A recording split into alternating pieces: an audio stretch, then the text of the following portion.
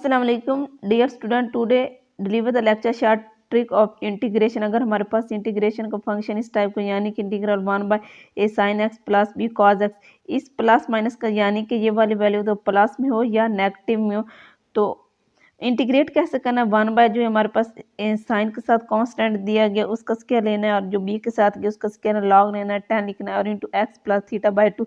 अब थीटा कैसे find out किया जाता है, थीटा इज इक्वल टू होता है tan इनवर्स बाय a। इस ट्रिक से रिलेटेड कुछ एग्जाम्पल सॉल्व आउट करते हैं। ये हमारे पास क्वेश्चन दिए गया integral 1/3 sin x plus square root 3 cos x।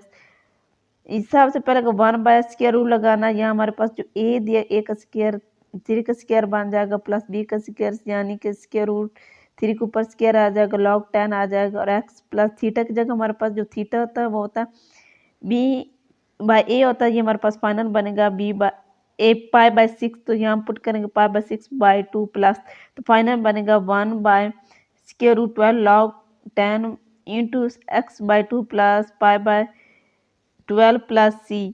That is your final answer. Solve another example. ये हमारे पास क्वेश्चन दिया गया यानी कि integration 1/sin x minus square root 3 cos x according to trick 1/a square और क्या लेते हैं b स्क्वायर लेते हैं। हमारे पास जो a है वो 1 है यानी कि जो b है वो हमारे पास स्क्वायर रूट 3 दिया है उसके ऊपर स्क्वायर जो log 10 आ जाएगा और x माइनस π/3 बाई क्या आएगा 2, तो फाइनल बनेगा 1/√4 log 10 x/2 minus π/6 plus c। और थीटा कैसे फाइंड आउट किया जाता है यानी कि tan इनवर्स b/a होता है। ये हमारे पास जो b है वो -3 स्क्वायर रूट दे बाय 1, तो फाइनल बनेगा -π/3 जो इसकी जगह पुट किया था।